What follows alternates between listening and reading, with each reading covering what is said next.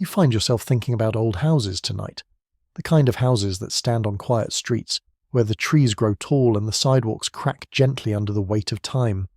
You imagine walking past one of these houses, perhaps on an evening much like this one, when the air is cool and the sky's deepening into that soft shade of twilight blue.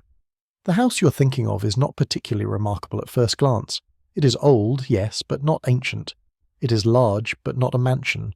It has weathered paint and a roof that sags slightly in the middle, the way old roofs do when they have carried the weight of many winters. You stand outside this house now in your mind, and you notice the windows. Some of them are dark, and some catch the last light of day, reflecting it back in a way that makes them look almost warm. There is a porch that wraps around the front with wooden steps that creak softly under your feet as you imagine climbing them. You can almost hear that creak, the particular sound of old wood settling under gentle pressure. It is not an alarming sound. It is familiar, the kind of sound that houses make when they have stories to tell. The door is before you now, painted a faded shade that might have once been green or blue, but has worn down to something in between. You reach for the handle and it is cool under your fingers. The metal is old and smooth, polished by years of hands turning it, opening this door, closing it again. You wonder how many people have stood where you're standing now, how many times this door has opened and closed, in all the years since the house was built. Inside, the air is different. It is still, but not stagnant. There is a quality to it, a kind of quiet that feels like it is waiting for something. You step into the hallway, and your footsteps sound softer here, absorbed by the old floorboards and the layers of dust that have settled over time. The hallway stretches before you, longer than you expected, lined with doors on either side. Some are open, revealing glimpses of rooms beyond. Others are closed, their surfaces smooth and unmarked, keeping their secrets. You walk slowly down this hallway, and you notice the walls. They're covered in wallpaper, old wallpaper with a pattern that might have been elegant once. Flowers, perhaps, or vines, though it is hard to tell now.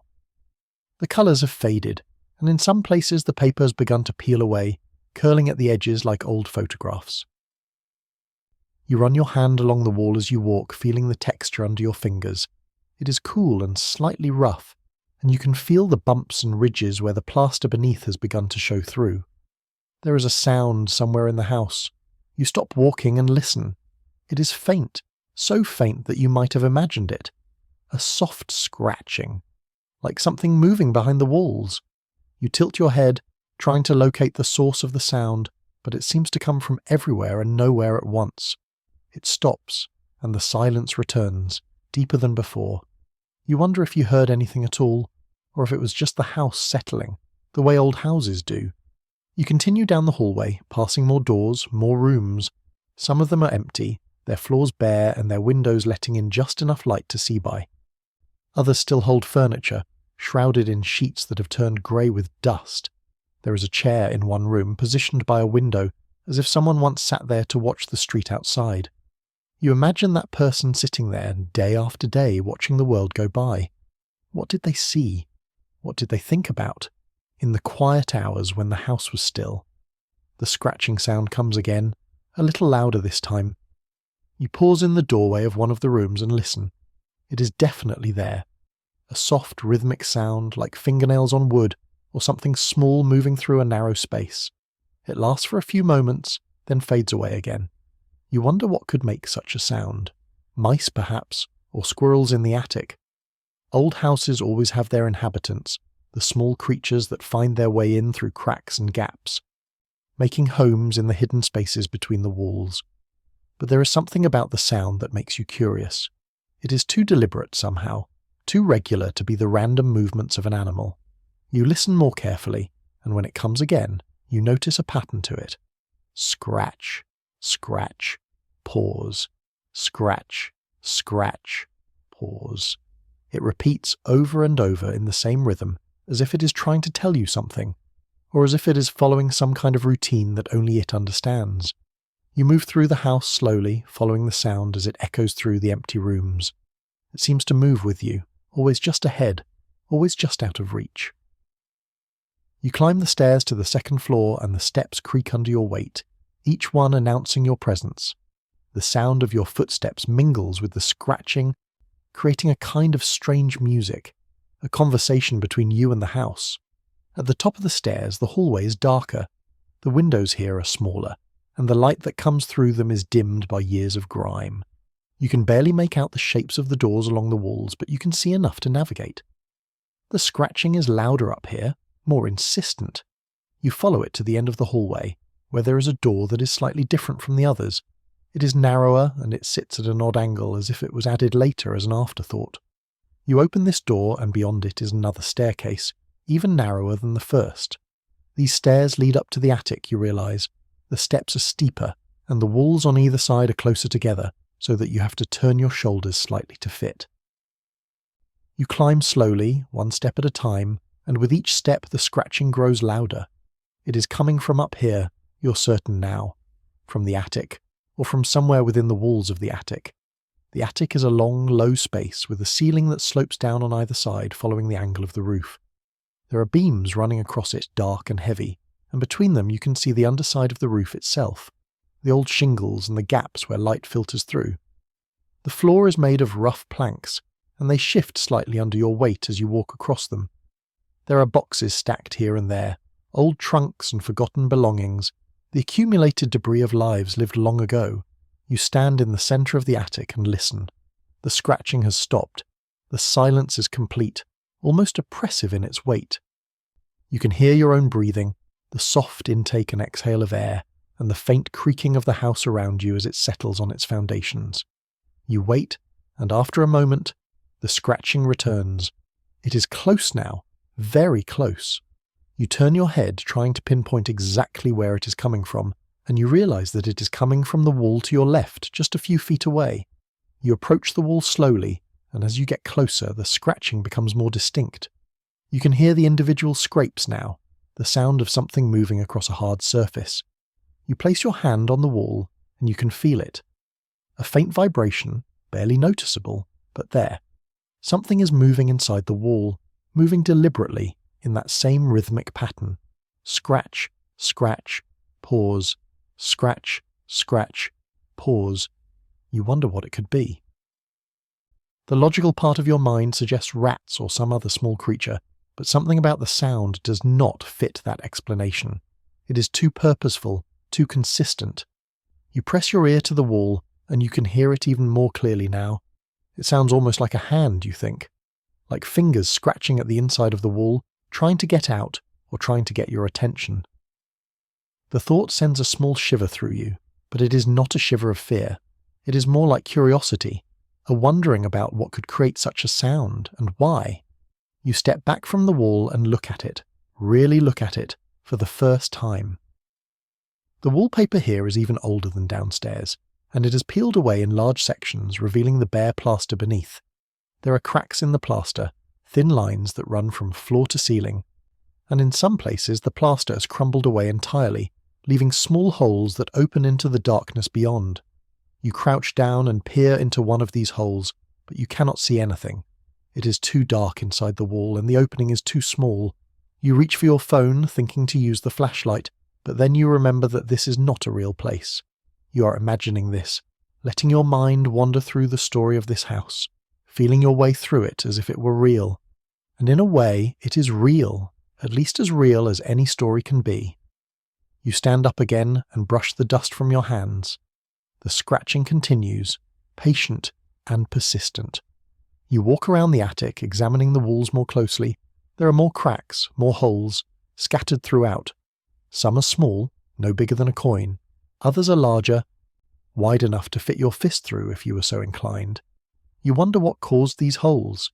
Did someone make them deliberately, or did they form naturally over time, as the house aged and the walls began to fail? You notice that the scratching seems to move. When you're on one side of the attic, it comes from the opposite wall. When you move closer to it, it shifts to a different location. It is as if whatever is making the sound is moving through the walls, travelling along the hidden pathways that exist within the structure of the house. You imagine a network of spaces in there, narrow gaps between the studs and the plaster, just wide enough for something small to squeeze through. But what if it is not something small? The thought comes to you unbidden, and you consider it. What if the sound is not made by a creature at all, but by something else, or someone else? The idea seems far-fetched, and yet it lingers in your mind, refusing to be dismissed. You think about the rhythm of the scratching, the way it repeats, the way it seems almost intentional. Could a person fit inside a wall? Could someone live there, hidden away in the narrow spaces, moving through the house unseen? You shake your head, trying to clear the thought.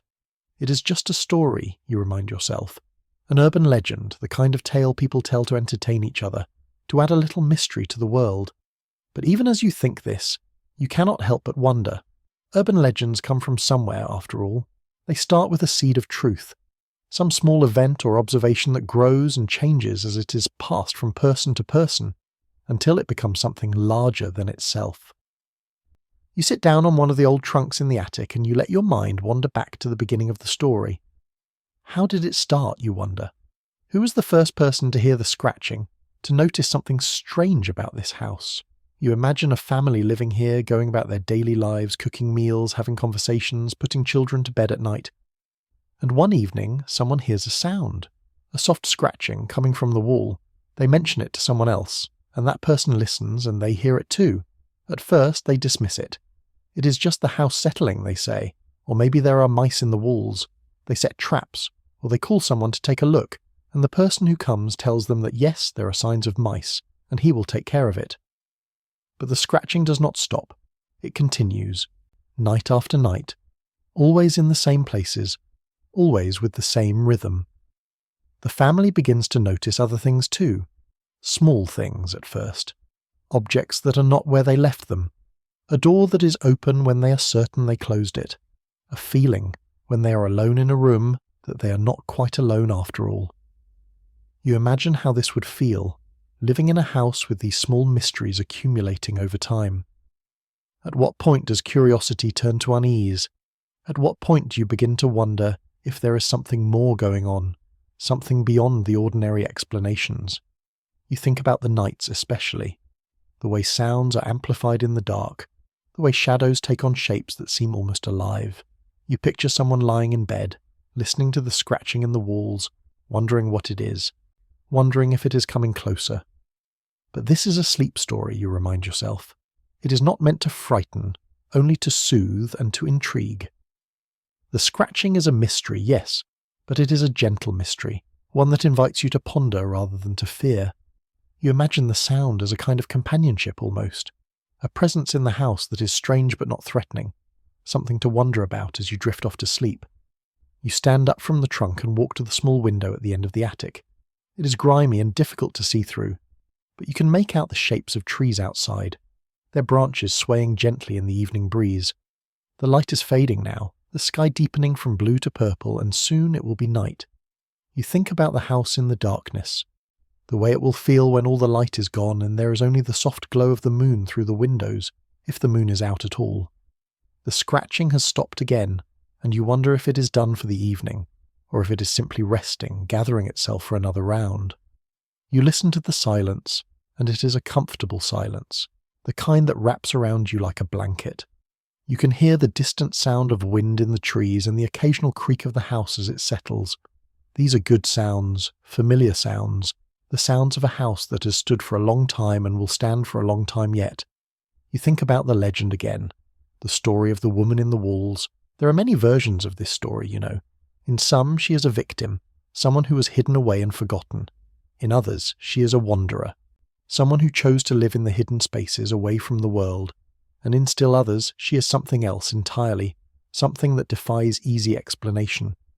But in all the versions, she is there, in the walls, moving through the house, leaving behind only the faint sounds of her presence. You imagine what it would be like to live in the walls. How would you move through such narrow spaces? How would you find food, water, the things you need to survive?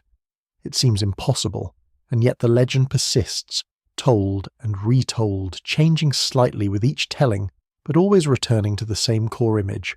A woman, hidden in the walls, scratching and moving, just out of sight. You walk back across the attic, your footsteps soft on the old floorboards. You pass the boxes and trunks, the forgotten belongings, and you wonder about the people who left them here. What were their lives like? Did they hear the scratching too? Did they wonder about it, Or did they simply accept it as part of the house, the way you accept the creaking of old wood or the drafts that come through gaps in the windows? You come to the narrow staircase and begin to descend, moving carefully in the dim light. The stairs creak under your weight, each step a small announcement of your movement. You reach the second-floor hallway and pause, looking down its length. The doors are still there, closed or slightly open, leading to rooms you have not yet explored. You wonder what you would find if you opened each one, if you looked inside and let yourself wander through the spaces. But there is time for that, you think. There is always time in a house like this, in a story like this. You can return to the rooms later, when you are ready, when you feel the pull to explore further. For now, you are content to walk slowly down the hallway, listening to the quiet, feeling the stillness of the house around you. You reach the main staircase and descend to the first floor. The hallway here is lighter, the windows letting in the last of the evening glow. You walk back to the front door, and you pause there, looking back into the house. It seems different now somehow, more familiar, as if you have been here many times before. You know the sounds it makes, the way the floors creak, the way the walls hold the echoes of footsteps and voices long gone. The scratching starts again, faint and distant. You smile to yourself, a small, quiet smile. There it is, you think. The mystery continues.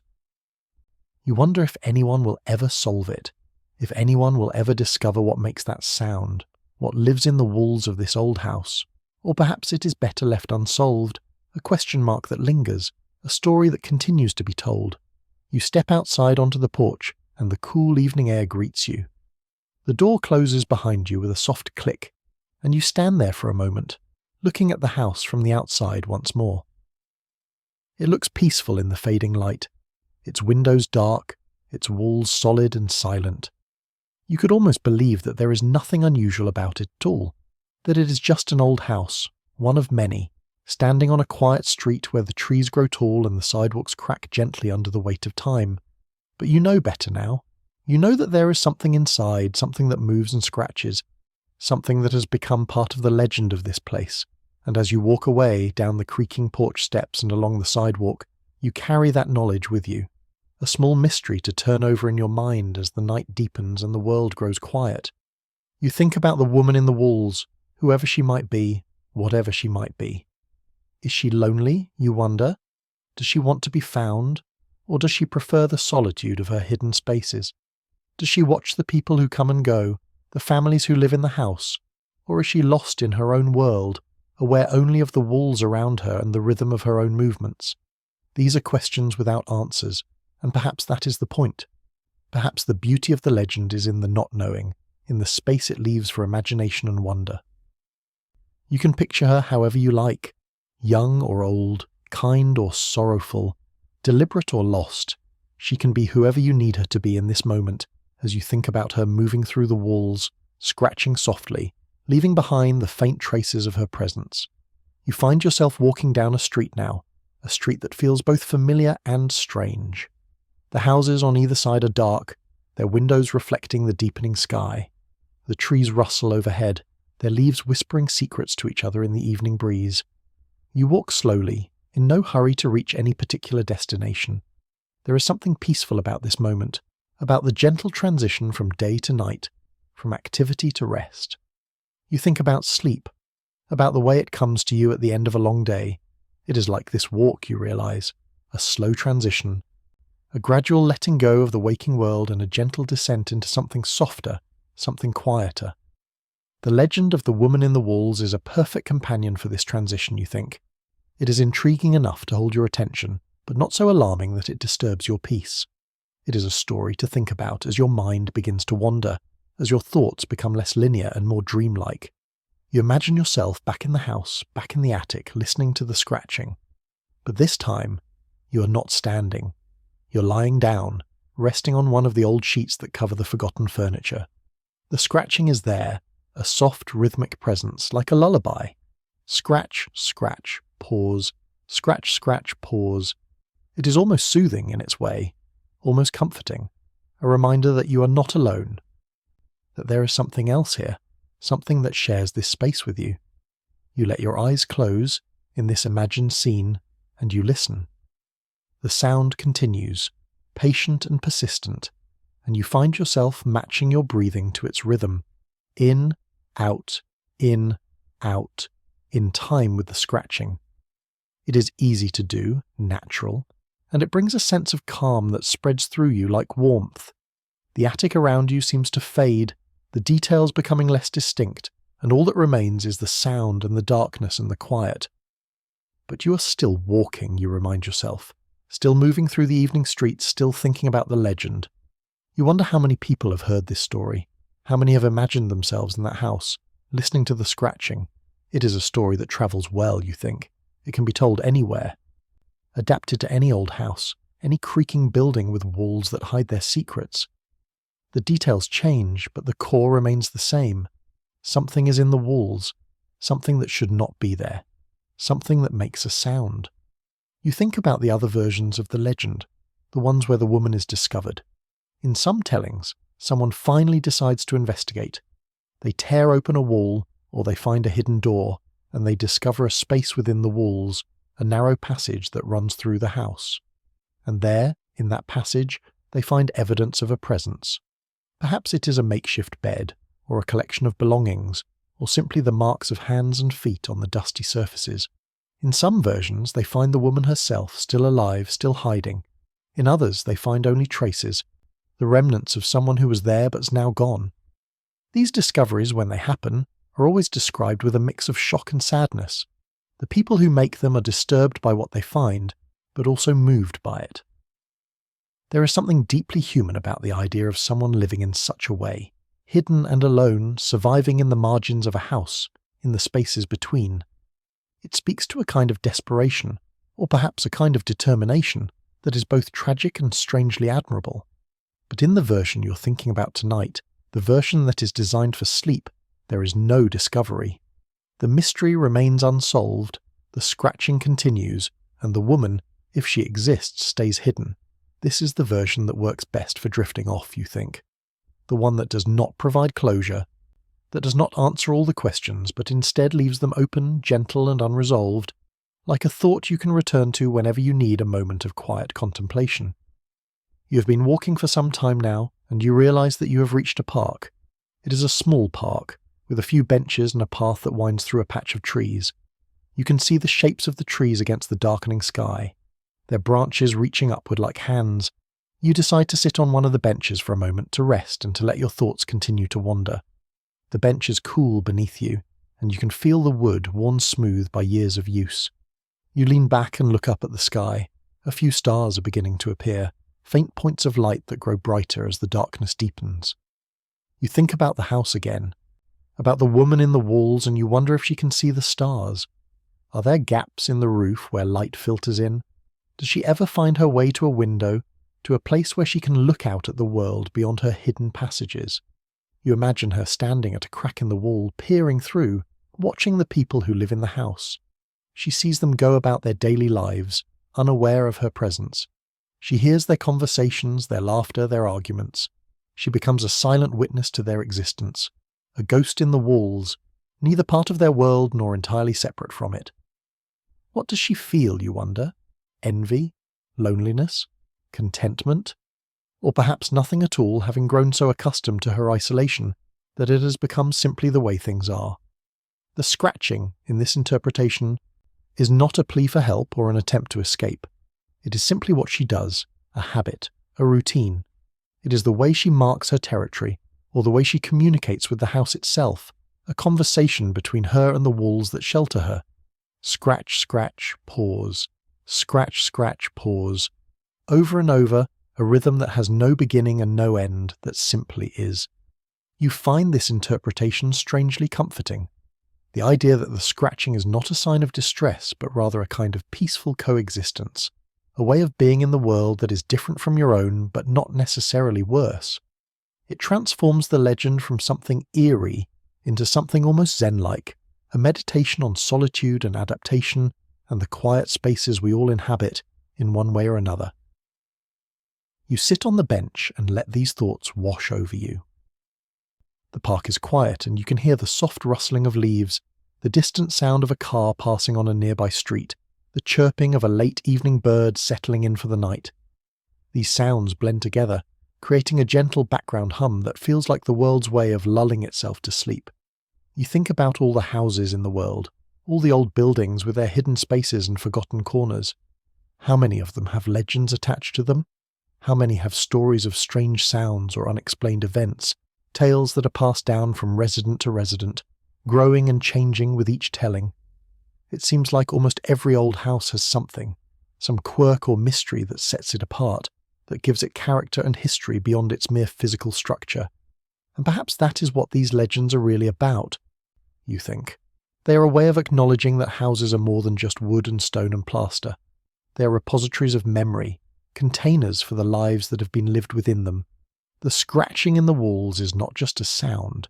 It is a reminder that this house has a history, that people have passed through it, that things have happened here that cannot be fully explained or understood. You stand up from the bench and begin to walk again, following the path through the park. The trees are dark shapes around you now, and the path is lit only by the faint glow of the stars and the distant streetlights. You walk slowly, feeling your way forward, trusting that the path will lead you where you need to go. You think about returning to the house, to that attic with its scratching walls, but this time you imagine it differently. This time you're not just a visitor or an observer. This time you're lying down, ready to sleep, and the scratching is there with you, a presence that is neither friend nor foe, but simply there, a constant in the night.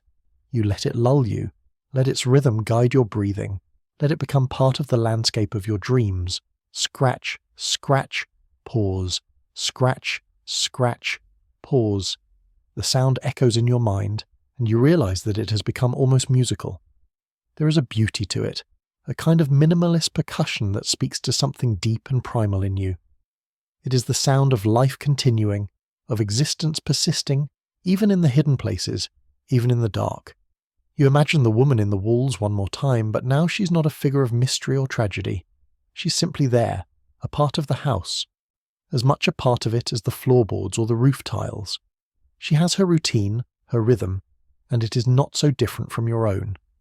You go about your day, and she goes about hers, and occasionally your worlds intersect in the form of a sound, a scratching that reminds you that you are not alone, that there are others moving through this world even if you cannot see them.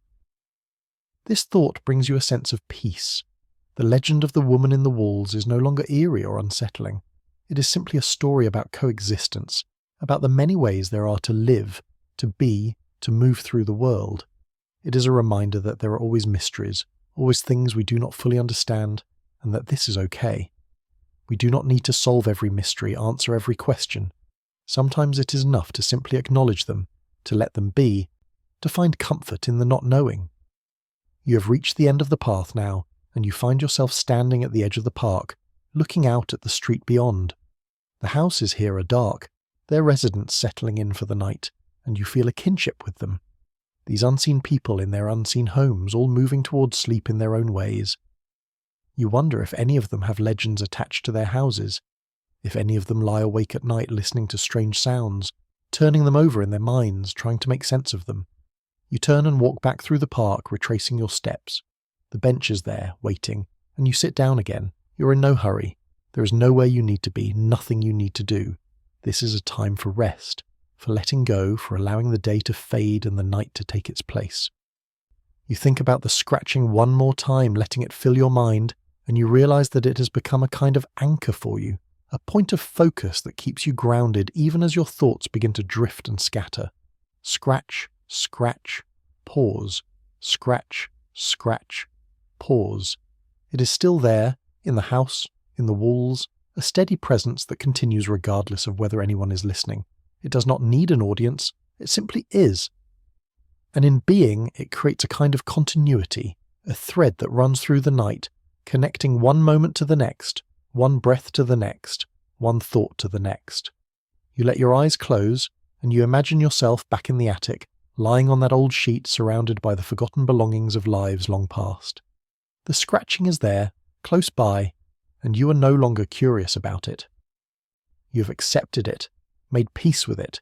It is part of the house, and you are part of the house, at least for this moment, and that is enough. The darkness is complete now, and you can no longer see the shapes of the trees or the outline of the bench beneath you. There is only the sound of the wind, the distant hum of the city, and the scratching, always the scratching, patient and persistent, marking the passage of time in its own unique way. You breathe in and you breathe out, and with each breath, you feel yourself sinking deeper into relaxation. The thoughts that filled your mind earlier, the questions and wonderings, begin to fade, becoming less distinct, less important. They are still there, somewhere in the background, but they no longer demand your attention. You can let them go, release them into the night, and simply be. The woman in the walls, if she's there, is doing the same. She is simply being, existing in her own way, in her own space.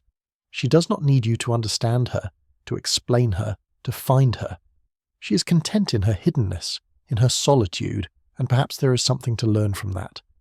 Perhaps we all need spaces where we can retreat, where we can be alone with ourselves, where we can scratch out our own rhythms and patterns without the need for validation or recognition. You think about your own life, your own rhythms, the way you move through your days, the routines you follow, the small rituals that give structure to your time. Are they so different from the scratching? Are they not also a way of marking your presence, of saying, I am here, I exist, I am moving through this world in my own way? We all have our patterns, our habits, our sounds that we make, whether we are aware of them or not. The night deepens around you, and you feel yourself becoming part of it, merging with the darkness and the quiet. The scratching continues, a soft background whisper that is neither intrusive nor absent, but simply there, a part of the fabric of this moment. You no longer try to analyze it or understand it. You simply let it be, and in doing so, you let yourself be as well. Time passes, though you're not sure how much. It could be minutes or hours. In this state, it does not matter. There is only the now, the present moment, stretching out in all directions, infinite and complete. You are suspended in it, held by it, cradled by the darkness and the quiet and the gentle, persistent scratching that reminds you that life continues, even in the hidden places, even when you cannot see it. You think about sleep, about the way it will come to you eventually, the way it always does. It will creep in quietly, like the woman in the walls, unseen and unheard, until suddenly it is there, wrapping around you, pulling you down into its depths. And when it comes, you will go willingly, gratefully, ready to let go of the waking world and enter the world of dreams. But for now, you are content to hover here, in this in-between space, not quite awake and not quite asleep, listening to the scratching and feeling the night settle around you like a blanket. It is a good place to be, this in-between space. It is where the day's worries lose their grip, where the mind can wander freely without direction or purpose, where anything seems possible because nothing is quite real. You imagine the house again, but this time it is not empty. This time there are people living in it, a family perhaps, or a couple, or a solitary individual like yourself. They go about their evening routines, preparing for bed, brushing teeth, changing into comfortable clothes, checking locks on doors and windows. And all the while, the scratching continues in the walls, unnoticed or perhaps just ignored, a familiar background sound that has become part of the house's character. Do they think about the legend? Do they tell visitors about the woman in the walls, half joking, half serious? Or have they lived with it for so long that it has become mundane? Just another quirk of the old house, like the leaky faucet or the door that sticks in humid weather. Maybe they have even given her a name, this unseen presence, a way of making her less mysterious, more domestic. Maybe they say goodnight to her before they go to sleep, a small acknowledgement of her existence, a gesture of cohabitation. The thought makes you smile, a small drowsy smile. There is something sweet about that, something that transforms the legend into something less eerie and more companionable. The woman in the walls is not a threat or a source of fear, but rather a quirky housemate, someone who keeps to herself but is always there, a silent partner in the daily life of the home. You let this version of the story settle over you, and it brings a warmth with it, a sense of community and connection that extends even to the hidden and unseen. We are all sharing space, you think, all moving through our lives in proximity to others, sometimes seen and sometimes not, and there is a kind of beauty in that, a kind of poetry. The scratching continues, and you find that you have synchronized your breathing to it completely now. In, out, in time with the rhythm. Scratch, scratch, pause. Breathe in, scratch, scratch, pause. Breathe out. It is effortless, this synchronization, as natural as your heartbeat, and it brings with it a deep sense of calm and centeredness. You are aware of your body now, of the way it is relaxing muscle by muscle, tension draining away. Your shoulders drop, your jaw unclenches, your hands, which you had not realized were curled into fists, unfold and lie open and loose. The darkness behind your eyelids is soft and complete, a gentle black that holds no shadows, no shapes, only the promise of rest. The world around you has faded to almost nothing. There is only the scratching, the breathing, the slow, steady rhythm that carries you forward, deeper into the night, closer to sleep. You're grateful for it, for this strange legend that has become your companion, for the mystery that has led you to this place of peace and quiet. You think about all the people who have told this story, who have passed it on from one to another, adding their own details, their own interpretations. Each telling is a little different, a little unique, and yet they all circle around the same central image, the woman in the walls, the scratching sound, the mystery that persists. It is a story that belongs to everyone and to no one, a shared piece of cultural imagination that we can all draw on when we need a moment of wonder, a touch of the unexplained. And perhaps that is the true value of urban legends, you think. They are not about being true or false, real or imagined. They are about providing a space for our imaginations to play, for our minds to explore possibilities beyond the mundane and everyday. They remind us that the world is larger and stranger than we sometimes remember, that there are always mysteries lurking just out of sight, waiting to be discovered or simply acknowledged. The scratching grows softer now, or perhaps it is your perception of it that is changing. It seems to be receding, moving further into the distance, becoming less a sound and more an idea, a memory of a sound. But it is still there, you know. It is always there, in the walls, in the story, in the quiet spaces of your mind. It will be there tomorrow and the next day and the day after that, a constant presence, a gentle reminder of the mysteries that surround us. You let yourself sink deeper into relaxation, deeper into the darkness. Your thoughts are becoming less coherent now, fragmenting into images and sensations rather than words. You see the house, the attic, the walls. You feel the cool air, the rough texture of old wood, the softness of the sheet beneath you. You hear the scratching, faint and distant, a whisper at the edge of perception. And then, slowly, even these sensations begin to fade. The scratching becomes part of the silence, indistinguishable from it. The darkness becomes absolute, holding you gently, cradling you. You're no longer thinking about the legend, no longer trying to understand or interpret. You are simply existing, breathing, being. This is the threshold, you realize, the edge of sleep. You're standing on it now, ready to step over, to let go completely and surrender to the night. And as you do, you carry with you the image of the woman in the walls, not as something to fear or to solve, but as a companion, a fellow traveller in the darkness, someone who understands the value of solitude and silence and the gentle rhythms that mark our passage through time. Scratch, scratch, pause. One last time, you hear it, or perhaps you imagine it. It does not matter.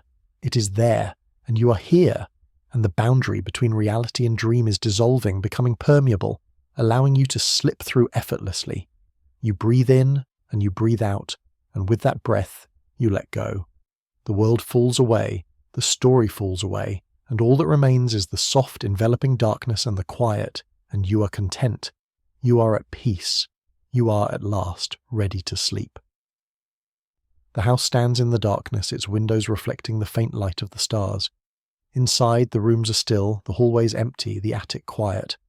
And in the walls, something moves, something scratches, something exists in the hidden spaces, patient and persistent, marking time in its own unique way. The legend continues, as it always has, as it always will, passed from one person to another, evolving and changing but never quite disappearing. And you, lying in your own bed now, in your own home, far from that old house on the quiet street, carry the story with you into your dreams. It will be there when you wake, a faint memory, a gentle impression, and perhaps you will think about it during the day, or perhaps you will forget it entirely until the next time you need a story to guide you towards sleep. But for now, you are sleeping, and the woman in the walls is scratching, and the night is complete, and everything is exactly as it should be. The mystery remains unsolved, the questions unanswered, and that is perfect, because some mysteries are not meant to be solved. Some questions are better left open, invitations to wonder rather than demands for resolution. Sleep takes you fully now, wrapping around you like the walls of an old house, holding you safe and secure. The scratching fades to nothing, or perhaps it is still there, so much a part of the background that you no longer notice it. It does not matter. You're beyond noticing, beyond thinking, beyond anything but the pure, simple state of rest. The night deepens, and the hours pass, and the world turns slowly on its axis, carrying you through the darkness toward the dawn that will eventually come. Though not yet, not for a long while yet. There is still time for dreams, for wandering through strange landscapes, for encountering mysterious figures, for experiencing the odd logic and impossible physics of the sleeping mind. And perhaps, in your dreams, you will return to the house. You will walk through its rooms, climb its stairs, stand in its attic and listen to the scratching. And perhaps you will see her, the woman in the walls finally revealed, or perhaps she will remain hidden, a shadow at the edge of your vision, always just out of reach. It does not matter. In dreams, as in legends, the journey is more important than the destination, the question more valuable than the answer. The story of the woman in the walls is a story without an ending, and that is as it should be. It is a story that invites you to fill in the blanks, to imagine your own version, to make it your own. It is a story that can be told and retold, forever changing, forever the same, a piece of shared imagination that belongs to all of us and to none of us. And so you sleep, and the night holds you, and the scratching continues in the walls of a house that exists somewhere between reality and imagination, between memory and dream. It is a good place for it to exist, that liminal space where stories live, where legends grow, where the mundane and the mysterious meet and merge into something new, something that speaks to our deepest need for wonder and connection and meaning. Scratch, scratch, pause. The rhythm continues, echoing through the empty rooms, through the hidden passages, through the darkness. It is a sound that has no beginning and no end, a sound that exists outside of time, marking nothing and everything simultaneously. It is the heartbeat of the house, the pulse of the legend, the thread that holds the story together, and you, sleeping peacefully, breathing slowly and deeply, are a part of that story now. You have entered the house, listened to the scratching, wondered about the woman in the walls. You have made the legend your own, given it space in your imagination, allowed it to shape your thoughts and guide you toward rest. And in doing so, you have become part of the tradition, part of the long chain of people who have told and retold this story, passing it on, keeping it alive. The night is quiet now, utterly and completely quiet. The scratching has stopped, or perhaps it is still there, but you cannot hear it anymore, lost in the depths of your sleep. The house stands silent, waiting. The woman in the walls, if she's there, is still as well, pausing in her endless rounds, resting in the darkness. Everything is still, everything is calm, everything is exactly as it should be, in this moment, in this place, in this story that has no end. And you sleep on, carried by the gentle rhythms of your own breathing, your own heartbeat, your own dreams, moving through the night toward the morning that will come, eventually, bringing with it light and sound and the return of the waking world. But that is still far away. For now, there is only this: the darkness, the quiet, the peace, the memory of a story, the whisper of a legend, the faint echo of a scratching sound that may or may not be real, and it is enough. It is more than enough. It is everything you need in this moment to rest, to sleep, to let go of the day and surrender to the night. The woman in the walls watches or dreams, or simply exists in her hidden spaces. She's content, perhaps, or lonely, or something else entirely. We will never know for certain, and that is part of her mystery, part of her allure. She is whoever we need her to be, in the moments when we think about her, when we listen for her scratching, when we wonder about the spaces between the walls, And so the story continues, as it always has, as it always will.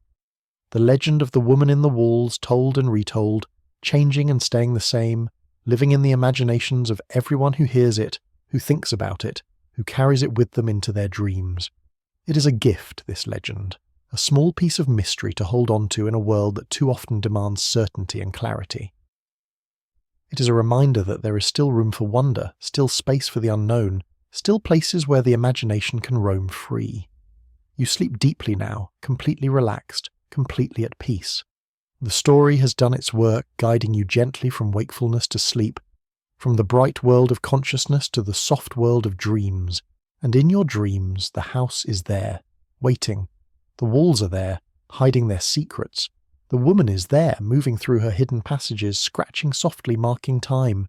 And you are there too, a presence in the house, a witness to the mystery, a participant in the legend. You move through the rooms, you listen to the sounds, you wander and explore, and it is good. It is safe. It is exactly where you need to be.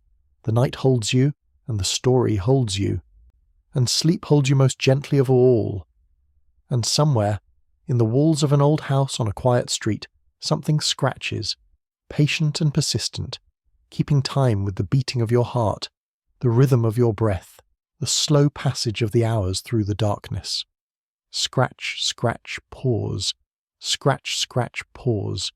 The sound is so faint now that it is barely there, a whisper at the very edge of hearing, a suggestion rather than a statement. But it is there. It will always be there. And that is comforting in a strange way. It is a constant, a touchstone, something you can return to whenever you need a moment of calm, a space of quiet, a story to carry you towards sleep. The legend lives on, in you, in everyone who has heard it, who has thought about it, who has let it shape their imagination. It is a shared dream, a collective wondering, a piece of culture that belongs to all of us. And as you sleep, you're adding to it, shaping it with your own dreams, your own interpretations, your own unique perspective. This is the beauty of stories like this, you think, in the last moment before thought itself dissolves into the formless wash of deep sleep. They are never finished, never complete. They are always growing, always changing, always being remade by each new person who encounters them. The woman in the walls is different for everyone, and yet somehow the same. She is a mirror, reflecting back our own curiosities, our own fears and wonders, our own need for mystery in a world that sometimes feels too well mapped, too fully explained, and with that thought, you let go completely. The story recedes, the house fades. The scratching dissolves into silence. There is nothing now but sleep, pure and simple and complete. Your body rests, your mind rests, and for these hours of darkness, you are at peace, held safely in the embrace of night, of dreams, of the gentle mysteries that make life rich and strange and wonderful. The woman in the walls continues her endless rounds, or perhaps she sleeps too, curled up in some hidden space, dreaming her own dreams. We will never know, and that is exactly as it should be. Some mysteries are meant to remain mysteries, some questions are meant to go unanswered, some stories are meant to continue forever, never reaching a conclusion, always inviting us to wonder, to imagine, to dream. And so you dream, and the night passes and the story lives on, carried forward by the gentle rhythm of your breathing. The soft scratching that may or may not be real, the endless patience of legends that know no hurry, no urgency, no need to be anything other than what they are. Quiet companions for the long journey through the night, guides toward rest, whispers in the darkness that remind us we're never quite alone, never quite without mystery, never quite finished with wonder. Sleep well. The woman in the walls is watching over you, or perhaps she is not. Perhaps she is simply there, existing in her own way, in her own space, content in her solitude, patient in her persistence. Either way, you are safe, you are at rest, you are exactly where you need to be, and in the morning, when you wake, the memory of the story will be there, faint and gentle, a small smile at the corner of your consciousness. You will remember the scratching, the house, the mystery, and perhaps you will think about it during the day, or perhaps it will fade completely until the next time you need it. the next time you need a story to guide you towards sleep. But that is for tomorrow. For now, there is only this: the darkness, the quiet, the deep and dreamless sleep that heals and restores. The night is long, and you have many hours yet before the dawn. Use them well, rest deeply, and know that the legends are always there, waiting in the walls, waiting in the shadows, waiting to be remembered whenever you need them. Scratch, scratch, pause. One final time the sound echoes through your dreams, so faint now that it is more memory than reality, more idea than sensation. And then it fades completely, and there is nothing but the pure blank peace of sleep, and you are gone, lost in it, surrendered to it, held by it until the morning comes and calls you back to the waking world. The house stands in the darkness, patient and still. The walls hold their secrets. The woman, if she is there, continues her mysterious existence in the hidden spaces, and the legend lives on, passed from dreamer to dreamer, from sleeper to sleeper, from night to night, forever unchanged and forever changing, a constant in a world that is always moving, always shifting, always becoming something new. This is the way of stories, the way of legends, the way of the mysteries that help us sleep. They are always there, always waiting, always ready to wrap around us like a blanket, like the walls of an old house, like the darkness itself, holding us safe and secure until we are ready to wake, to rise, to return to the bright world of day. But not yet, not yet. For now, you sleep, and the story sleeps with you, and the night holds you both, and everything is exactly, perfectly, completely as it should be. The hours pass slowly, marked only by the gentle rise and fall of your breathing, the occasional shift of your body as you settle deeper into rest. Outside, the world is dark and quiet, the streets empty, the houses silent.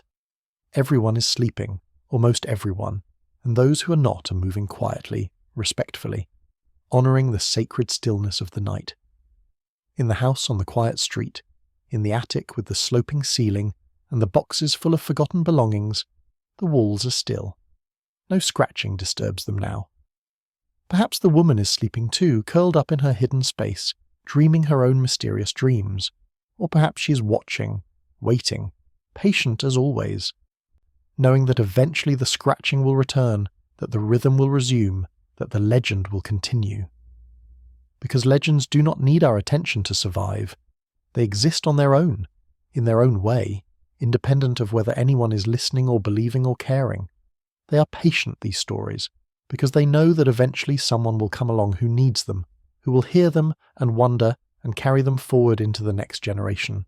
And you are one of those people, sleeping now but carrying the story with you into your dreams, into your memories, into the part of yourself that treasures mystery and wonder. Tomorrow, or next week, or next year, you might tell someone else about the woman in the walls. You might share the legend, pass it on, add your own details or interpretations, and in doing so, you will keep it alive, ensure that it continues, that it evolves, that it remains a part of our collective imagination. This is how stories survive, not through books or recordings or official archives, but through people like you, who hear them and remember them and share them when the moment is right. Stories are living things, in their way. They need us to breathe life into them, to give them space in our minds, to carry them forward through time. The woman in the walls is grateful for this, perhaps, if she can feel gratitude, if she is aware of her own legend, of the way she has been transformed from whatever she might have been in reality, if she ever was real, into a symbol, a story, a gentle mystery that helps people sleep. She would be pleased, you think, to know that she has become something useful, something comforting, something that brings peace to those who think about her. Or perhaps she would not care at all. Perhaps she is too absorbed in her own existence, in her own routines and rhythms, to pay attention to the stories that people tell about her. Perhaps she is content simply to be, to exist in her hidden spaces, to scratch her endless patterns on the inside of the walls, marking time in her own way, creating her own meaning in the darkness. Either way, the story serves its purpose. It gives us something to think about as we drift towards sleep, something that is interesting enough to hold our attention, but not so disturbing that it keeps us awake. It is the perfect bedtime story in that sense. It strikes the right balance between engagement and relaxation, between curiosity and calm. You shift slightly in your sleep, turning over, pulling the blankets more closely around yourself. The movement is unconscious, automatic, your body taking care of itself while your mind is elsewhere, wandering through dreams that may or may not include the house, the walls, the scratching. Dreams are strange territories following their own logic, creating their own narratives from the raw material of our memories and imaginings. Perhaps in your dreams you will solve the mystery. Perhaps you will find the woman in the walls, speak with her, learn her story. Or perhaps the dream will take you somewhere else entirely, to a different house or a different time, to a place that has nothing to do with legends or mysteries but is simply a product of your sleeping mind's endless creativity. It does not matter. What matters is that you are resting, that your body is healing and restoring itself, that your mind is processing the day's experiences and filing them away, making room for tomorrow's adventures. Sleep is a gift, one that we too often take for granted, rushing through it or fighting against it instead of surrendering to it, allowing it to do its work. The legend of the woman in the walls has helped you accept this gift tonight. It has guided you from waking to sleeping, from consciousness to dreams, from the bright world of thought and worry to the soft world of rest and recovery. And for that, you can be grateful, even in your sleep, even without conscious awareness of the service the story has provided. Stories have always done this for us, of course. They are one of humanity's oldest tools for managing the transition from day to night, from activity to rest. Before books, before writing, people told stories around fires, using them to mark the end of the day, to bring the tribe together, to create a sense of safety and community before everyone scattered to their sleeping places. The woman in the walls is part of that ancient tradition, even though she is a modern creation, an urban legend born from the particular anxieties and fascinations of contemporary life.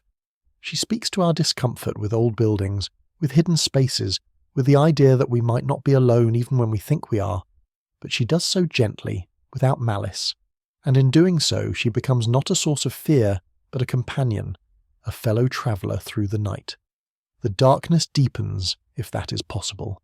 It feels absolute now, complete, a darkness so pure that it seems to have weight and texture. You're floating in it, suspended in it, held by it, and it is good. It is comfortable. It is exactly what you need in this moment, this deep and dreamless rest that asks nothing of you, demands nothing, simply allows you to be. Somewhere in that darkness, the house exists. Somewhere, the walls hold their secrets. Somewhere, the woman continues her mysterious existence, scratching and moving and being. But these things are far away now, separate from you, existing in their own space while you exist in yours. The connection between you and the story has loosened, become tenuous, a thread that stretches thin across the distance between sleeping and waking, between dream and reality. And that is fine. That is how it should be. Stories serve their purpose and then fade, allowing us to move deeper into rest, into places where stories cannot follow, where there is only the pure experience of sleep itself, untouched by narrative or meaning, or anything beyond the simple fact of rest. Your breathing continues, slow and steady, the rhythm of it so regular that it could be a metronome, marking time with perfect consistency. Your heart beats in your chest, reliable and strong, pumping blood through your body, carrying oxygen to your cells, keeping everything running smoothly even as your conscious mind is absent, gone to wherever it goes when we sleep. The body is an amazing thing, you might think, if you were able to think right now. But you're not thinking. You're simply being, existing in the most fundamental way possible, reduced to your most basic functions, stripped of everything but the essential processes that keep you alive. And there is a kind of peace in that, a kind of purity that we only experience in sleep, when all the complexity and complication of waking life falls away and we are left with just this, breath and heartbeat, the slow tide of blood and the subtle chemistry of dreams. The woman in the walls, too, is reduced to her essentials. She is simply a presence, a possibility, an idea. The details have fallen away, and what remains is just the core of the legend, something hidden, something mysterious, something that scratches in the dark. It is almost abstract now, a symbol rather than a story, a feeling rather than a narrative. And perhaps that is the truest form of the legend, you might think, if you were capable of thought in this moment. Perhaps all the details, all the attempts to explain and understand and make sense of it, are just decoration, layers that we add to make the story more palatable, more comprehensible. Perhaps at its heart the legend is just this, the knowledge that there are hidden things, that the world contains mysteries, that we are never quite as alone or as safe or as knowledgeable as we like to pretend. But even that thought is too complex for this moment, too demanding of attention and analysis. It dissolves almost as soon as it forms, melting back into the darkness, returning to the formless sea of potential thought that surrounds you as you sleep. There is no room for philosophy here, no space for deep contemplation. There is only the quiet, the dark, the slow and steady rhythm of life continuing in its most basic form. Time passes. How much time, it is impossible to say. In sleep, time becomes elastic, stretching and contracting in ways that defy the linear progression of the waking world. Hours can pass in what feels like moments, or moments can expand to fill what feels like hours. The clock on the wall, if there is a clock, continues its steady march forward, but you are unaware of it, untethered from the tyranny of measured time, existing in a space where the only measure of duration is the subjective experience of your sleeping mind. The house too exists outside of normal time in some ways. Old houses often feel this way, as if they occupy a slightly different temporal stream, one that moves more slowly, that holds on to the past more tightly. When you are inside an old house, you can feel the weight of all the years it has stood, all the seasons it has weathered, all the lives it has sheltered. Time accumulates in old houses, layer upon layer, until the present moment is just one thin veneer on top of a thick foundation of history. The woman in the walls is part of that history, whether she is real or imagined. She's become embedded in the house's identity, inseparable from it. When people think about the house, they think about her. When they walk through its rooms, they listen for her scratching. She's as much a part of the structure as the beams and the floorboards, as permanent as the foundation, as enduring as the walls themselves, and in a way that makes her immortal. Even if she was once a real person, even if there was a moment when she lived and breathed and moved through the hidden spaces of the house, she has transcended that moment now. She has become something larger, something that cannot die because it exists not in flesh and blood but in story and imagination, and the collective wondering of everyone who hears her tale. This is the power of legends, the reason they endure. They offer us a kind of immortality, a way to continue existing long after our physical forms have turned to dust. We become stories, and stories, if they are good enough, if they strike the right chord in the human heart, can last forever. The scratching returns, in your dreams if not in reality. Soft and rhythmic, it weaves through your sleeping mind, a thread of sound that connects one dream to the next, that provides continuity in the otherwise chaotic landscape of sleep. Scratch, scratch, pause, scratch, scratch, pause. It is comforting now, familiar, a friend rather than a mystery.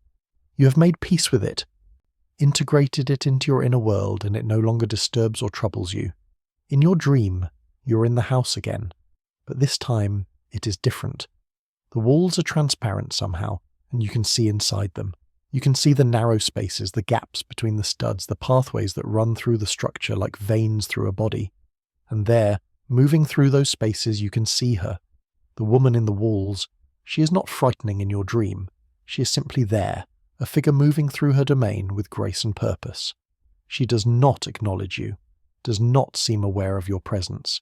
She is absorbed in her own world, focused on her own journey through the hidden architecture of the house. You watch her with curiosity and something like affection, this strange figure who has become so important to your rest, to your journey into sleep. She moves to a section of wall and begins to scratch, her fingers finding purchase on the rough surface of the wood. Scratch, scratch, pause. The rhythm is perfect, exactly as you have been imagining it, and watching her create it brings a sense of satisfaction, of completion, as if a puzzle has been solved or a question has been answered. But even as you watch, even as you feel that sense of understanding, you know that this is just a dream, just your mind's way of processing the story, of giving form to the formless. The real woman, if she exists, remains a mystery. This dream version is your creation, shaped by your own imagination, your own needs and desires and fears. She is real in the sense that all dreams are real, but she is not the truth. The truth, if there is a truth, remains hidden, locked away in the walls where you cannot reach it. And perhaps that is as it should be. Perhaps the truth would be disappointing, mundane, less interesting than the mystery itself. Perhaps it is better to let her remain a legend, a story, a beautiful question mark that adds richness and depth to the world without demanding resolution. The dream shifts, as dreams do. The house fades, and you are somewhere else now, somewhere that has nothing to do with walls or scratching or hidden women.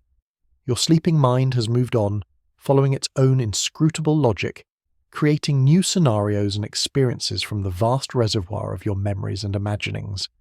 The woman in the walls remains behind in the house, continuing her endless rounds, patient and persistent as always. But she will be there when you need her. She'll be there the next time you're trying to fall asleep, the next time you need a gentle mystery to occupy your mind as you drift toward rest. She's reliable in that way, constant and unchanging, a touchstone you can return to again and again. The legend will not abandon you. It will not change in ways that make it unrecognizable or uncomfortable. It will simply be there, waiting, ready to welcome you back whenever you need it. The night continues its slow progression toward morning. The darkness begins imperceptibly to thin. Not enough that you would notice, not enough that the quality of the blackness changes, but it is there, the first hint of the dawn that will eventually come, that always comes, no matter how long the night seems. But you are unaware of this change. You are deep in sleep now, so deep that even dreams have faded away, leaving behind only the pure, blank state of complete rest.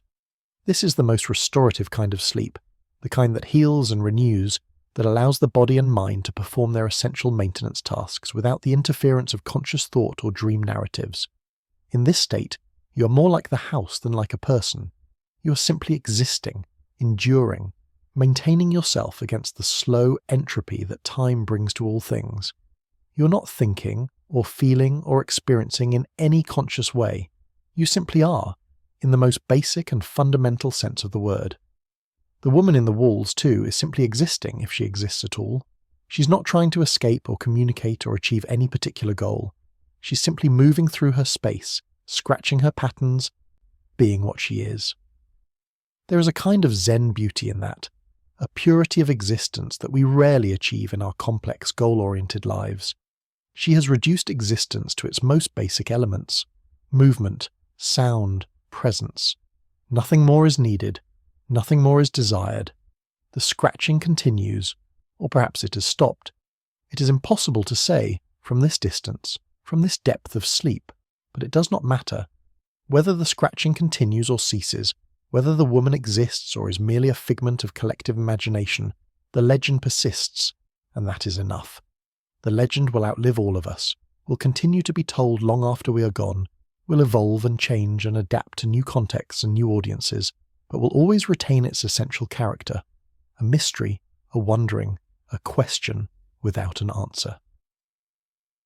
This is the gift the legend gives us: permission to not know, permission to wonder, permission to exist in a state of gentle uncertainty without anxiety or fear.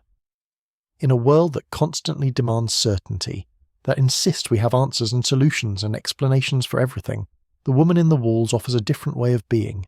She reminds us that some questions are better left open, that some mysteries are more valuable unsolved, that there is beauty and peace in the spaces where knowledge ends and imagination begins. And so you sleep, held safely by the darkness, cradled by the night, guided by the legend that has brought you here. The woman in the walls watches over you or does not. She scratches in the darkness or is silent.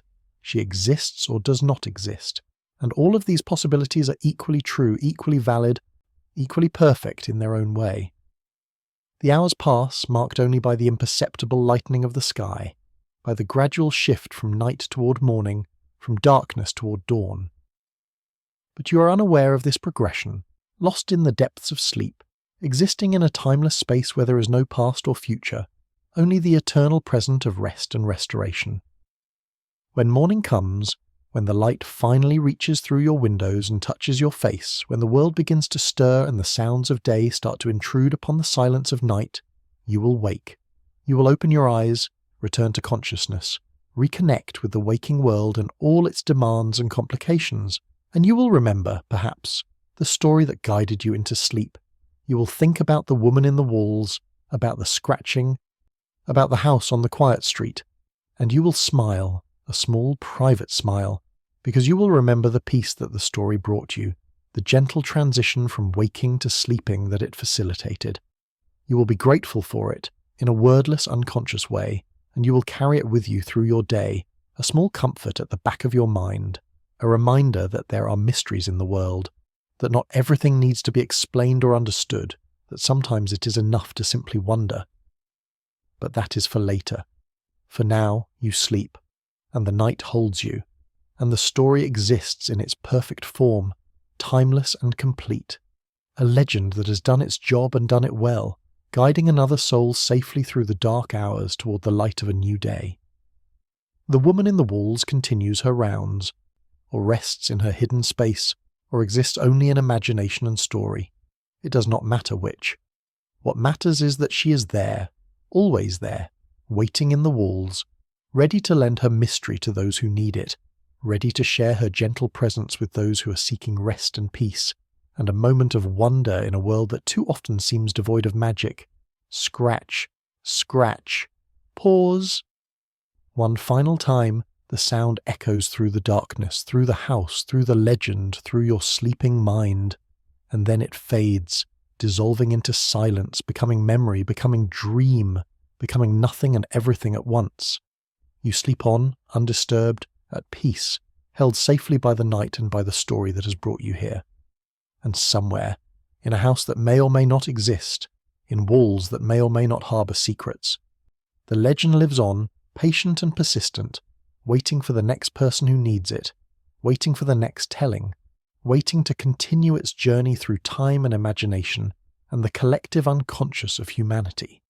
This is the way of stories, this is the way of legends, this is the way of the woman in the walls, who scratches in the darkness, who exists in the hidden spaces, who reminds us that the world is larger and stranger and more mysterious than we sometimes remember, and that this is a good thing, a beautiful thing, a thing to be celebrated and embraced and carried forward into the next generation. Sleep well, rest deeply, dream gently, and know that the legends are always there, always waiting, always ready to guide you safely through the dark. The end is not an ending because legends do not end. They simply pause, waiting for the next beginning, for the next person to pick up the thread and carry it forward. And you have done that tonight, by listening, by imagining, by allowing the story to work its gentle magic on your mind and body. Tomorrow, perhaps, you will pass by an old house on a quiet street, and you will look at it with new eyes, with new awareness of the mysteries it might contain. You will wonder about the spaces between its walls, about the sounds that might echo through its empty rooms, about the stories that have been lived within its structure over the years and decades. And if you hear a scratching sound, faint and rhythmic, coming from somewhere you cannot quite pinpoint, you will smile. You will remember this night, this story, this gentle legend that helped you sleep. And you will feel a connection to all the other people who have heard this story, who have wondered about it, who have carried it with them into their dreams. This is community, in a strange and beautiful way. We are connected by the stories we share, by the legends we pass from one to another, by the mysteries that capture our collective imagination. The woman in the walls belongs to all of us, and to none of us. She's a shared dream, a common wondering, a thread that runs through human consciousness, connecting us across time and space. And now you are part of that, part of the legend, part of the story. You have taken it into yourself, given it space in your imagination, allowed it to shape your experience of this night. And in doing so, you have changed it, however slightly, adding your own interpretation, your own feelings, your own unique perspective to the ever-evolving tapestry of the tale. This is how legends grow and change and survive, through people like you, who hear them and remember them and make them their own.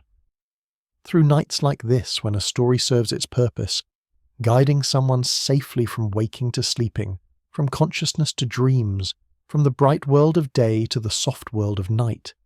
And so the story ends, and does not end.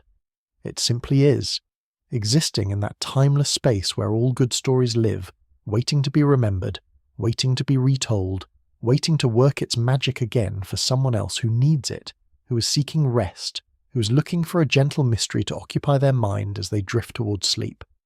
The woman in the wall scratches on or does not. She exists or does not exist. She's real or imagined, or something in between. And all of these possibilities are true. All of them are valid. All of them are perfect in their own way.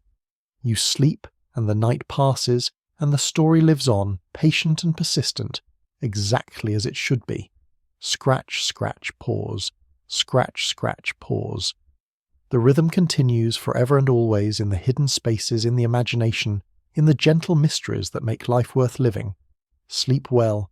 The darkness holds everything now, and within that darkness the house continues to stand. It is an unchanging monument to time, to the passage of years, to the accumulation of stories and memories and mysteries.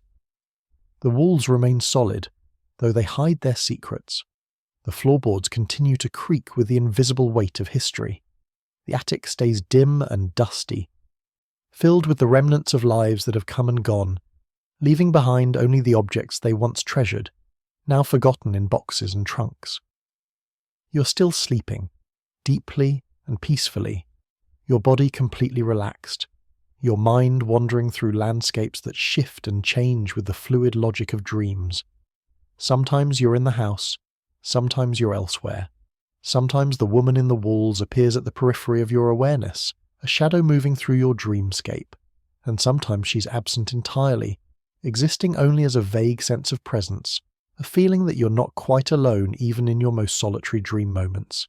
The scratching, when it comes, is part of the background now, woven so thoroughly into the fabric of your sleeping consciousness that you no longer distinguish it as a separate sound.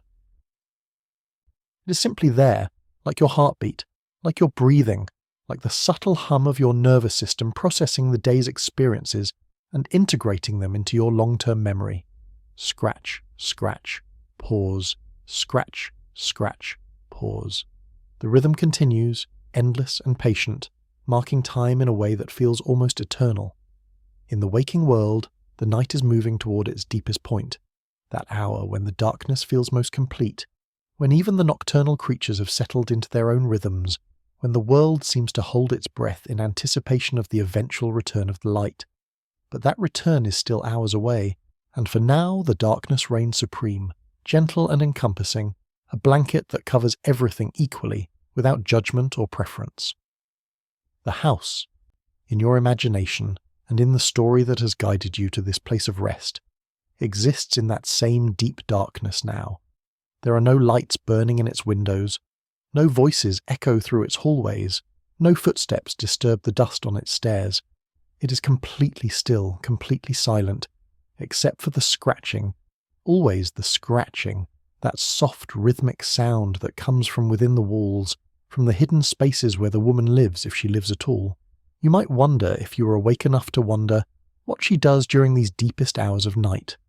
Does she sleep, like you?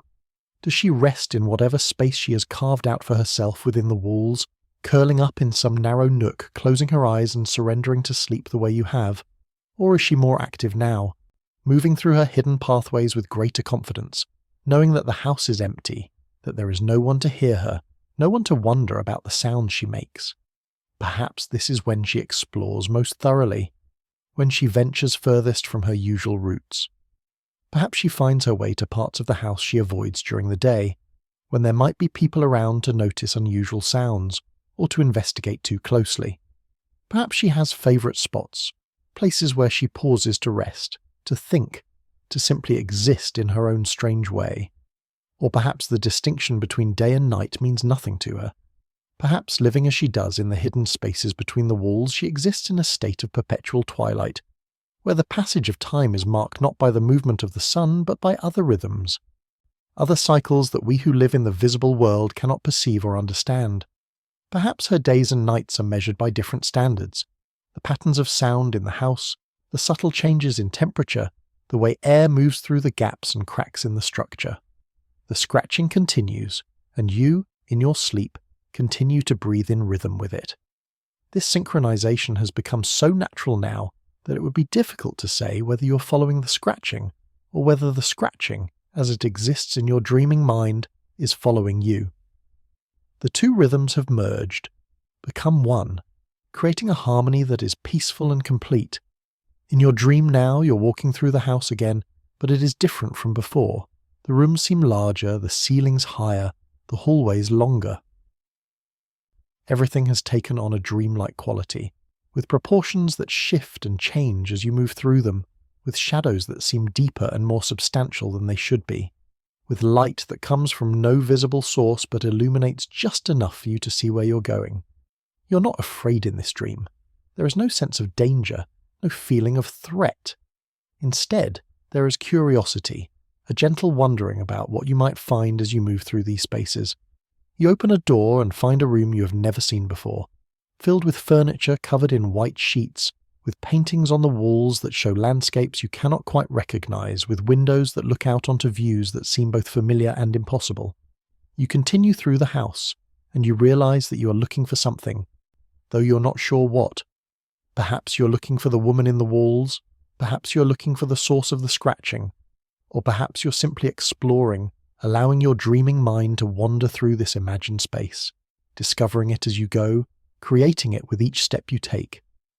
The scratching grows louder as you climb the stairs toward the attic. Scratch, scratch, pause. Scratch, scratch, pause. It is calling you, drawing you forward, and you follow it without hesitation, without fear. The narrow staircase appears before you, and you climb it, the steps creaking softly under your feet, each creak harmonizing with the scratching, creating a kind of music, a duet between you and the unseen presence in the walls. At the top of the stairs, the attic is transformed. In your dream, it is no longer a dusty, cluttered space filled with forgotten belongings. Instead, it is vast and open, with walls that seem to stretch up into darkness, with a floor that extends far beyond what should be possible, given the dimensions of the house. The scratching echoes through this space, bouncing off the walls, creating patterns of sound that overlap and interweave, forming a complex tapestry of rhythm and repetition. And then you see her, the woman in the walls. She's standing in the center of the attic, but she's not quite solid, not quite there. She shimmers slightly, like heat rising from pavement on a summer day, her form wavering between visibility and transparency. She's watching you, her eyes meeting yours, and in her gaze you see recognition, acknowledgement, a kind of greeting that transcends words. She does not speak, and neither do you. There is no need for words in this dream, in this moment. Instead, you simply stand there, two figures in a vast space, connected by the scratching sound that continues all around you, emanating from the walls, from the floor, from the air itself. Scratch, scratch, pause. Scratch, scratch, pause. The rhythm envelops you both, holds you both, creates a shared space where you can exist together, briefly, in this dreamscape that is neither fully real nor fully imaginary. She smiles at you, a small, gentle smile, and then she begins to fade. Not in a frightening way, not as if she is disappearing or being erased, but rather as if she's simply moving away, receding into the distance, returning to wherever it is she came from. The scratching fades with her, growing softer and softer, until it is barely audible, until it is just a whisper. A memory of a sound. And then you are alone in the attic again, in your dream, and the space around you begins to contract, to return to more normal proportions. The vastness shrinks, the walls draw closer, and you find yourself standing in a place that looks more like the attic you first explored, with its boxes and trunks and sloping ceiling. The dream is winding down, preparing to transition to something else, some other scenario or landscape that your sleeping mind will create. But the image of the woman remains with you, even as the dream changes. Her smile, her gaze, the sense of connection you felt in that moment. These things stay with you, woven into the fabric of your sleep, becoming part of the overall experience of rest and restoration that this night has provided. The scratching too remains, though it is fainter now, more distant. It has become part of the background once again, a subtle presence that you're aware of without actively listening for it. It is like the sound of waves on a distant shore, or wind through trees, or rain on a roof. It is there, constant and reliable, but it no longer demands your attention. It simply is. Your sleep deepens further, if that is possible. You sink into a state of rest so complete that even dreams begin to fade away, leaving behind only the pure experience of sleep itself, unadorned by images or narratives or sensations. This is the deepest rest, the most restorative, the kind of sleep that leaves you feeling refreshed and renewed when you wake. Your body continues its work quietly and efficiently. Cells repair themselves, tissues regenerate, memories are consolidated, sorted, stored, hormones are balanced, systems are reset. All of this happens without your conscious involvement, without your awareness, guided by the ancient wisdom of your biology, by processes that have been refined over millions of years of evolution. The woman in the walls, in her own way, is doing the same. She's existing, persisting, continuing. Whether she sleeps or wakes, whether she moves or is still, she's part of the ongoing process of life, of existence, of the universe unfolding moment by moment.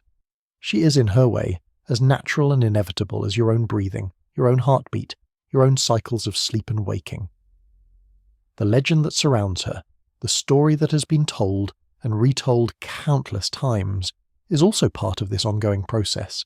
It is alive in its own way, evolving and changing as it passes from person to person, from generation to generation.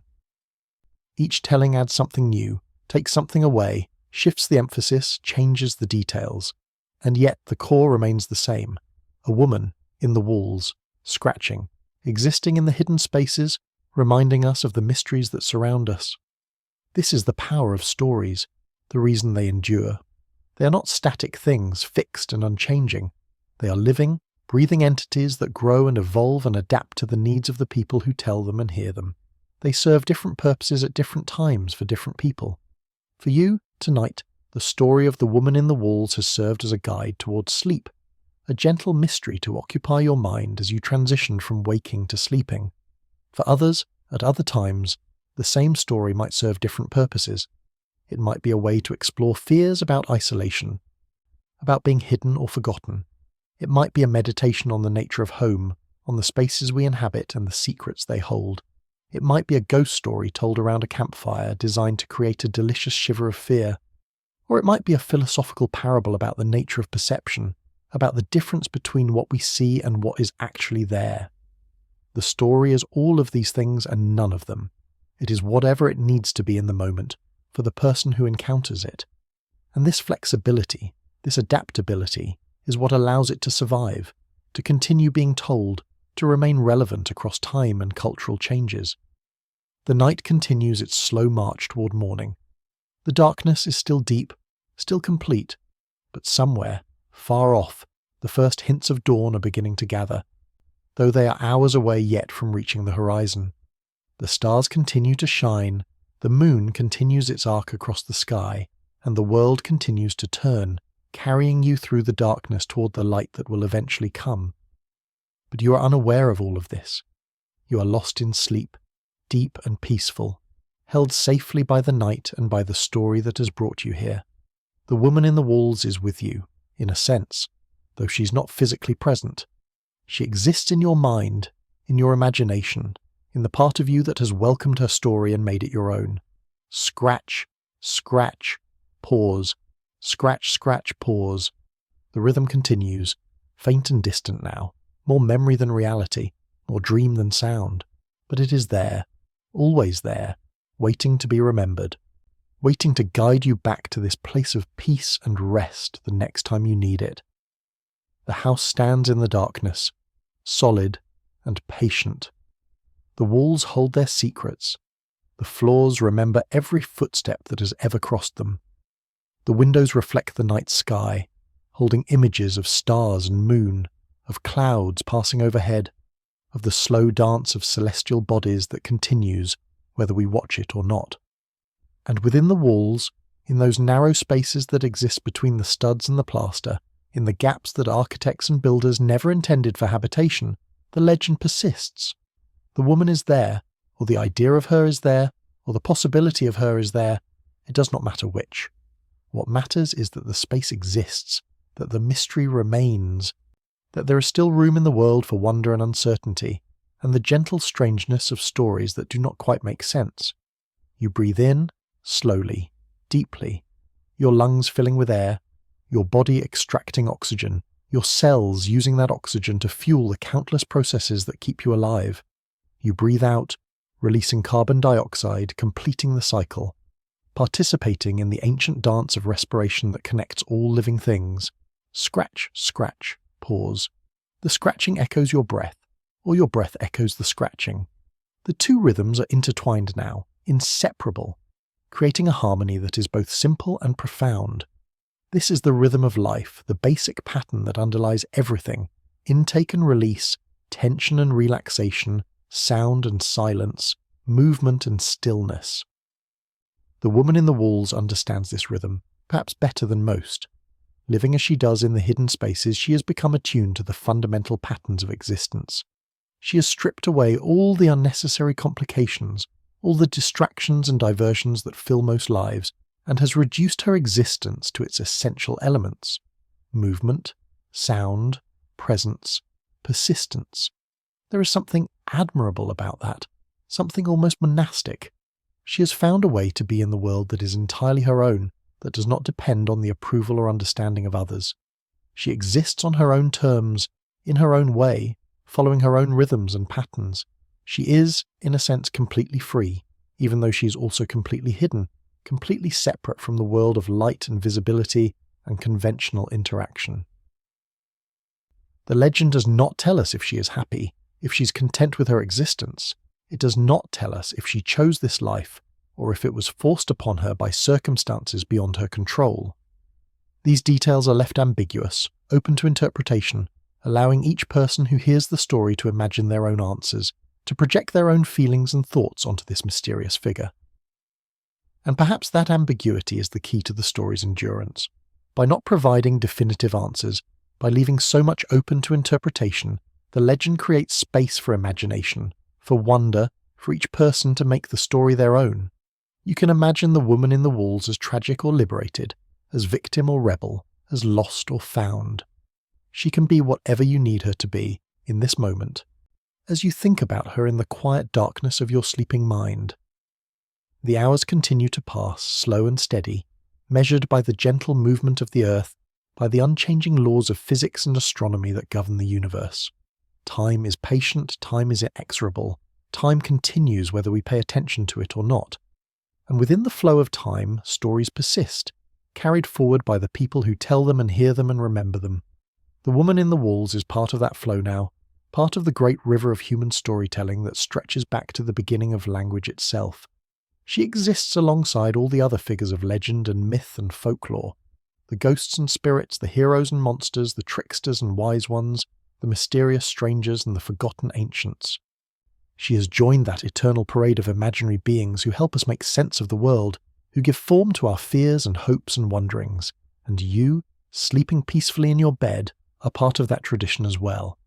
By listening to her story, by allowing it to guide you towards sleep, by giving it space in your imagination and your dreams, you have become one of the countless people across time who have participated in the great human project of storytelling. You're a link in a chain that stretches back through the generations, connecting you to all the other people who have told stories in the dark, who have used tales and legends to make the night less frightening, to make sleep more accessible, to transform the unknown into something manageable and even comforting. The scratching continues, faint as breath, soft as a whisper. Scratch, scratch, pause, scratch, scratch, pause. It is the heartbeat of the legend, the pulse that keeps it alive, the rhythm that connects all the various tellings and interpretations and versions into a single, coherent whole.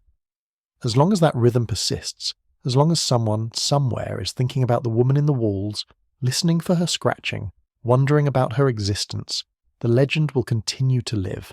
And right now, in this moment, you are the one who is keeping it alive. Your sleeping mind holds her story, gives her existence, allows her to persist through the darkness of this night. Tomorrow, you might forget all about her. You might wake with no memory of the story at all, no recollection of the house or the attic or the scratching in the walls. Or you might remember it dimly, like a half-forgotten dream, a vague impression of mystery and quiet wonder. But that does not matter. What matters is that the story has done its work tonight, that it has served its purpose, that it has guided you safely from waking to sleeping, that it has occupied your mind in a gentle, soothing way, allowing you to let go of the day's worries and surrender to the restorative power of sleep. The night deepens further, approaching its darkest point. This is the hour when shadows are most complete, when silence is most profound, when the world seems to hold its breath in the stillness. In ancient times, people feared this hour, believed it was when spirits walked, when the barriers between worlds grew thin. But for you, sleeping peacefully, it is simply another hour of rest, another period of restoration, another step in the journey toward morning. The woman in the walls exists in this hour, perhaps, more fully than at any other time. This is her time, the deep darkness when the hidden spaces where she dwells are not so different from the visible world outside. In this darkness, we are all equal, all reduced to basic presence, all existing in similar states of obscurity and mystery. The boundary between hidden and visible becomes less distinct, and she, in her wall-bound existence, is not so different from you, from any of us, all of us moving through the darkness in our own ways, all of us scratching out our own rhythms, all of us marking our presence in whatever ways we can. Scratch, scratch, pause, scratch, scratch, pause. The sound persists, eternal and patient, a constant in a world of change. Everything else shifts and alters and transforms, but the scratching remains, steady and reliable, a touchstone you can return to whenever you need it. Whenever you need to be reminded that some things endure, that some mysteries persist, that the world still holds spaces for wonder and uncertainty and gentle strangeness. Your sleep is complete now, as deep and restful as it can be. Your body has fully surrendered to the process of rest and restoration. Your mind has released its grip on waking concerns and has allowed itself to drift in the formless space of deep sleep. You are, in this moment, as close to peace as a human being can be, held safely by the night, cradled by the darkness, guided by the gentle legend that has brought you to this place. The woman in the walls, too, is at peace, in her own way. Whether she sleeps or wakes, whether she moves or is still, she exists in a state of equilibrium, of balance, of harmony with her environment. She has found her place in the world, however strange and hidden that place might be, and she inhabits it fully, without apology, without explanation, without the need for anyone else's understanding or approval. There is a lesson in that, perhaps, a reminder that we all must find our own ways of being in the world, our own rhythms and patterns, our own hidden spaces where we can be ourselves without pretense or performance. The woman in the walls has found hers in the literal spaces between the walls of a house. You might find yours in different places, in different ways, but the principle is the same. There is value in solitude, in privacy, in the spaces where we can exist without being observed or judged, where we can simply be. The scratching echoes this truth, reinforces it with every repetition. Scratch, scratch, pause, scratch, scratch, pause. It is a declaration of existence, a marking of presence, a way of saying, I am here, I am real, I persist. And in its persistence, it reminds us that we too persist, that we too mark our presence in the world, that we too create rhythms and patterns that declare our existence. The night continues, patient and unhurried. There is no rush toward morning, no eagerness for dawn. The darkness is content to be darkness, to hold the world in its gentle embrace, to provide a space where sleep can happen, where rest can be achieved, where the busy noise of the day can be set aside for a while, and in that darkness the house stands, and in that house the walls hold their secrets, and in those walls the woman exists, or the legend of her exists, or the possibility of her exists. It does not matter which.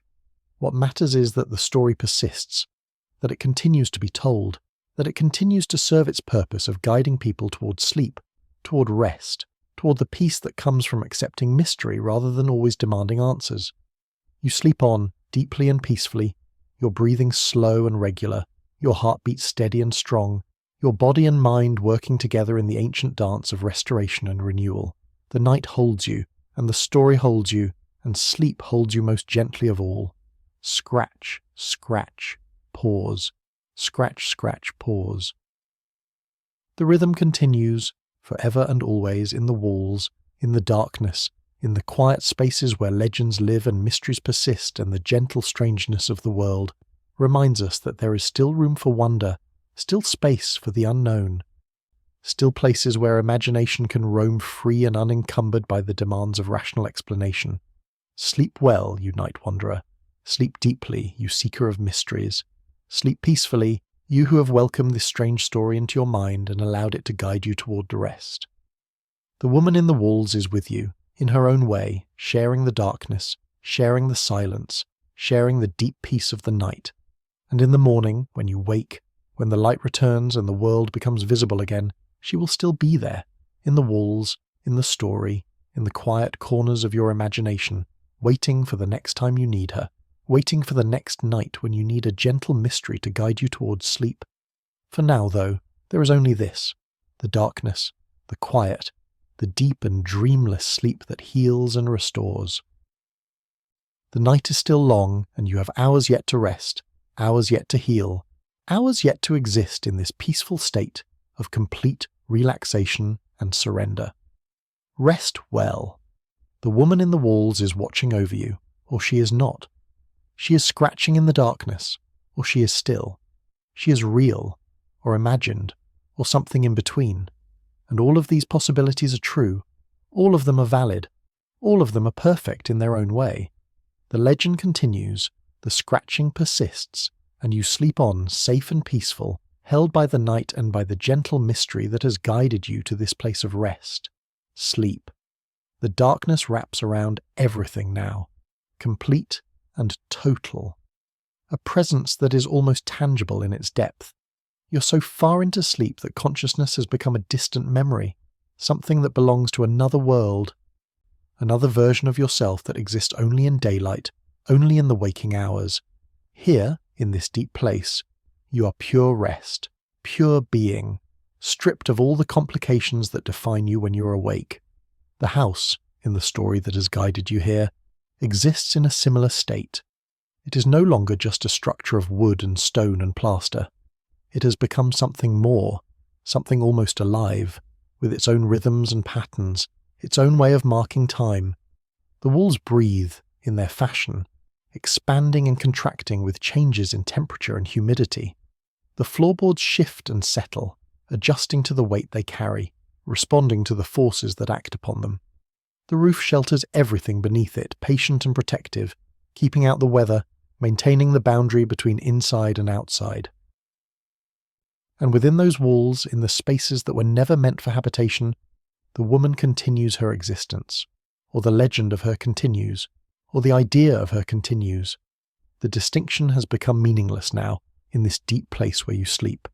She is simply there, as much a part of the house as anything else, woven into its fabric, inseparable from its identity. The scratching, when it comes, is like a heartbeat. Scratch, scratch, pause, scratch, scratch, pause. It is the rhythm of persistence, the sound of existence continuing in the face of all obstacles, in spite of all difficulties. It is patient and relentless, never hurried, never urgent, simply there, marking the passage of time in its own unique way. You might wonder, if you were capable of wondering in this state, what drives her to continue scratching? Is it habit? Is it communication? Is it simply something to do, a way to pass the endless hours of her hidden existence? The legend does not say, and perhaps that is appropriate. Some motivations are too deep, too personal, to be captured in words or explained in stories. Some actions simply are, without requiring justification or explanation. The night has reached its deepest point now, that moment when dawn seems impossibly far away, when the darkness feels eternal, when it seems like the sun might never rise again. But this is an illusion, of course. The Earth continues its rotation, indifferent to our perceptions, following the laws of physics with perfect reliability. Dawn will come, as it always does, bringing light and warmth and the return of the visible world, but that is still hours away, and for now, the darkness reigns supreme. In this darkness, all the old boundaries become permeable. The line between sleeping and waking blurs. The distinction between dream and reality softens. The separation between story and truth becomes less clear. Everything merges, blends, becomes part of a single continuous experience that transcends the usual categories we use to organize our understanding of the world. The woman in the walls exists fully in this liminal space. She is neither here nor there, neither completely present nor completely absent. She is a threshold figure, existing at the boundary between the hidden and the visible, between the known and the unknown, between the ordinary and the mysterious. And in being such a figure, she serves an important function in the story, in the legend, in the collective imagination of everyone who has ever thought about her. She reminds us that boundaries are not as solid as we like to believe. She shows us that there are always spaces in between, always places that exist at the margins, always possibilities that we have not considered. She is, in her own strange way, a symbol of hope, because she demonstrates that the world is larger and more complex than our systems of understanding can fully capture. There is always something more, always something hidden, always something waiting to be discovered or acknowledged or simply wondered about. The scratching continues, and your breathing continues, and the two rhythms maintain their synchronization, creating a harmony that is peaceful and complete. This is the deep magic of rhythm, the way that repeated patterns can create a sense of order and meaning, can transform chaos into cosmos, can make the unbearable bearable and the incomprehensible at least partially accessible. Scratch, scratch, pause, breathe in, scratch, scratch, pause, breathe out. The pattern repeats, endless and patient, carrying you deeper into rest, deeper into the restorative power of sleep. Your body continues its work, quietly repairing damage, strengthening connections, clearing away the accumulated debris of the day's activities. Your mind continues its work, processing memories, consolidating learning, preparing for the challenges that tomorrow will bring. The woman in the walls, if she's aware of any of this, if she has any sense of the world beyond her hidden spaces, might feel a kind of kinship with you. You are both engaged in similar processes, both maintaining yourselves against the forces of entropy and decay, both persisting in the face of difficulty, both finding ways to exist in a world that is not always welcoming or understanding. In the story, in the legend, she is often portrayed as isolated, as lonely, as cut off from human connection. And perhaps that is true, in a literal sense. But in another sense, she is connected to everyone who thinks about her, everyone who tells her story, everyone who lies in bed at night listening for the scratching, wondering if it might be real. Through the story, through the legend, she touches countless lives, brings a moment of mystery and wonder to people she will never meet, creates a space for imagination and contemplation in minds all over the world. This is the power of stories, the way they can create connections across vast distances, across differences of culture and language and experience. The woman in the walls belongs to no one and to everyone. She's a shared creation, a collective dream, a piece of cultural inheritance that we all participate in maintaining and evolving. The darkness begins to change, subtly, imperceptibly. It is not yet lighter, not yet giving way to dawn, but there is a quality to it now that suggests the possibility of change, the inevitability of transition. The deepest point of night has passed, and though many hours of darkness remain, the trajectory is set. The movement toward morning has begun. But you are unaware of this shift. You remain deep in sleep, lost in the formless peace of complete rest. The story has done its work. The legend has served its purpose, and you are exactly where you need to be, safe, peaceful, held by the darkness and by the gentle mystery that has guided you here. The house, too, remains unchanged, at least on the surface. Its walls still stand, its roof still shelters, its floors still support the weight of time and history, but something has shifted, something subtle and difficult to name. Perhaps it is simply that another night has passed, that another cycle has been completed, that the story has been told once more and has, once again, served its purpose of helping someone find rest.